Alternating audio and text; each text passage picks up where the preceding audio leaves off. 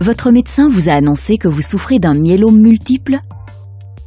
Le myélome multiple est une maladie maligne des plasmocytes. On ne peut pas encore guérir d'un myélome multiple, mais on peut par contre bien le traiter, même lorsqu'il récidive.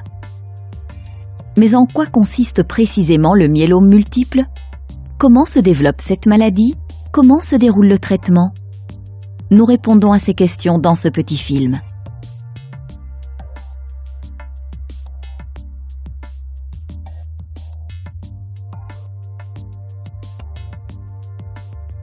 Le myélome multiple est un cancer de la moelle osseuse qui était aussi appelé autrefois maladie de Kähler. Il s'agit d'une maladie maligne des plasmocytes dans la moelle osseuse. Ceci est expliqué de manière plus détaillée dans cette vidéo.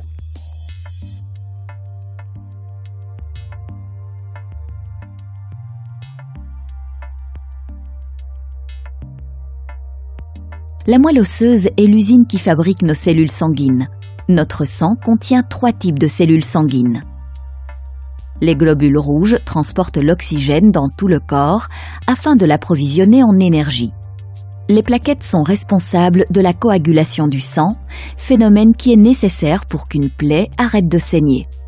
Et enfin, les globules blancs défendent notre organisme contre les bactéries et les virus susceptibles de nous rendre malades. Il existe différents types de globules blancs. L'un d'entre eux est le plasmocyte. Les plasmocytes produisent des protéines servant à protéger l'organisme contre les agents responsables de maladies comme les virus et les bactéries. Ces protéines sont aussi appelées anticorps. Les anticorps sont présents dans le sang et il est possible de les doser. Lorsque les plasmocytes prolifèrent, un cancer apparaît dans la moelle osseuse. Ces plasmocytes cancéreux produisent une sorte d'anticorps appelé paraprotéine ou protéine M. Cette protéine M, qui ne joue aucun rôle dans l'immunité, est retrouvée dans le sang. Il est possible d'en mesurer le taux à l'aide d'un test spécial.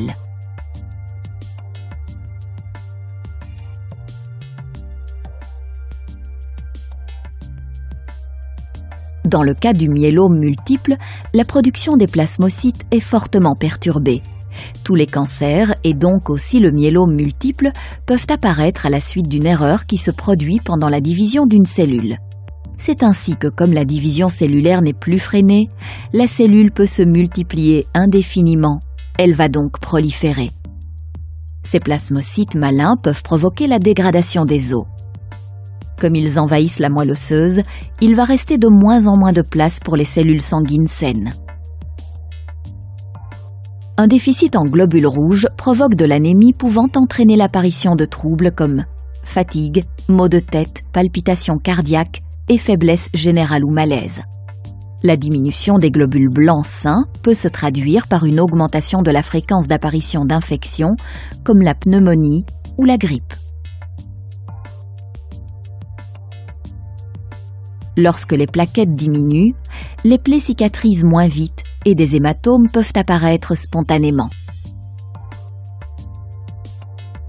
Les plasmocytes malins peuvent provoquer une dégradation lente des os, pouvant entraîner des troubles au niveau des hanches ou du dos, ou même des fractures osseuses spontanées.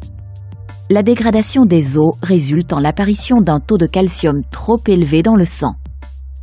De nombreux patients atteints d'un myélome multiple peuvent aussi souffrir de problèmes rénaux. Les reins filtrent le sang et les déchets sont ensuite évacués sous forme d'urine.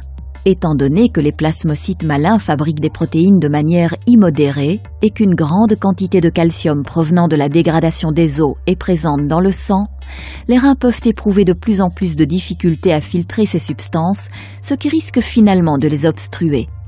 C'est pourquoi votre médecin surveillera probablement le fonctionnement de vos reins.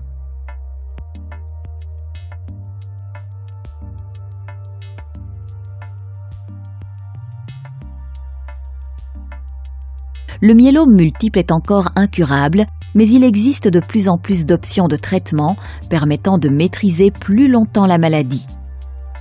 Il arrive même parfois que pendant un certain temps, la maladie ne soit plus détectable dans la moelle osseuse et dans le sang. Comme la protéine M dans le sang est produite par les plasmocytes cancéreux se trouvant dans la moelle osseuse, le taux de protéine M est utilisé comme une mesure de la quantité des plasmocytes malins. Ce dosage permet donc de déterminer quel est le stade d'avancement de la maladie et si le traitement agit bien. En outre, votre médecin choisira peut-être de surveiller vos urines ou de contrôler votre moelle osseuse. Il pourra aussi prescrire une radiographie osseuse. Les clichés de cette radiographie permettent à votre médecin de savoir si votre maladie est encore active au niveau des os.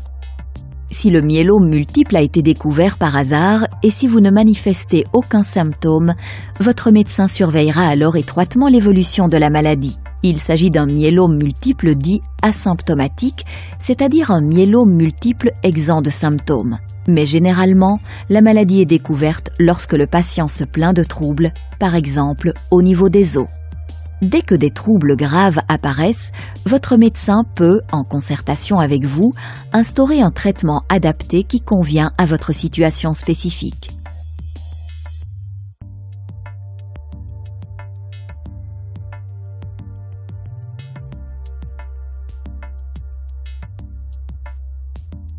Pendant cette période, le médecin continuera à vous surveiller.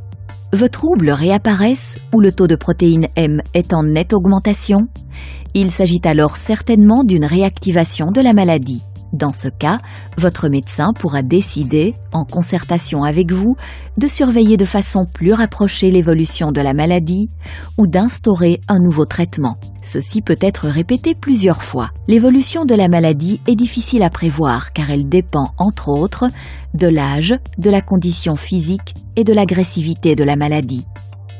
Le médecin déterminera avec vous comment prendre en charge la maladie et établira ensuite un plan de traitement. Il est important que vous participiez à l'élaboration de ce plan de traitement et que vous y adhériez afin que vous puissiez continuer à faire ce que vous trouvez important dans la vie, dans les meilleures conditions possibles. Préparez-vous bien à cet entretien et dressez la liste de tous les médicaments que vous prenez régulièrement. N'oubliez pas d'y mentionner aussi les vitamines, les suppléments alimentaires et d'autres produits en vente libre dans le commerce. Vous pouvez trouver un exemple d'une telle liste sur le site internet de l'Association des patients. Ce site internet est mentionné à la fin de la vidéo. Votre médecin ou votre infirmière discutera avec vous de manière approfondie du traitement et des examens éventuels. Il peut s'avérer pratique d'avoir chez vous un calendrier vous permettant d'avoir une vue d'ensemble du traitement. Dès l'instauration du traitement, prenez alors toujours vos médicaments conformément à la prescription, à la bonne dose et au bon moment. Les médicaments sont puissants et peuvent parfois induire des effets indésirables gênants. Ces effets sont aussi appelés effets secondaires. Des troubles comme de l'insensibilité, des picotements ou de la douleur dans les mains et les pieds peuvent indiquer la présence d'une neuropathie périphérique. Discutez toujours avec votre médecin des troubles pouvant être provoqués par des effets secondaires. Il est souvent possible de les prendre en charge et votre médecin examinera avec vous comment adapter éventuellement le traitement pour en éviter l'arrêt. Pendant le traitement, il est important que vous soyez plus attentif à l'apparition d'un certain nombre de troubles. Si ces troubles se manifestent, vous devez alors les signaler le jour même à votre médecin ou à votre infirmière. Ces troubles sont la fièvre, une perte de sang dans les selles ou des saignements prolongés comme un saignement de nez, des hématomes apparaissent spontanément, un essoufflement croissant, un mal de dos de plus en plus intense, des nausées ou des vomissements persistants plus de 24 heures ou une diarrhée aqueuse persistant plus de 48 heures. Vous devez considérer ces troubles comme des signaux d'alerte.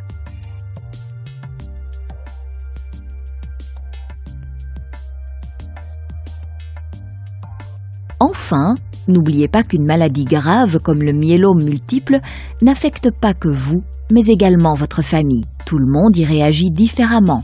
Il n'existe aucune manière standard pour faire face à une telle maladie. Si vous-même ou vos proches cherchez du soutien ou des informations sur la maladie, vous pouvez toujours vous adresser à l'association des patients, à une assistante sociale ou à un psychologue. Vous n'êtes pas isolé face à la maladie. Votre médecin ou votre infirmière peut vous donner des conseils. Nous vous souhaitons à vous et à vos proches beaucoup de courage et de volonté. Le myélome multiple est une maladie grave, mais il existe de plus en plus de traitements permettant de la prendre en charge. Si vous avez des questions, n'hésitez pas à les poser à votre médecin ou à votre infirmière.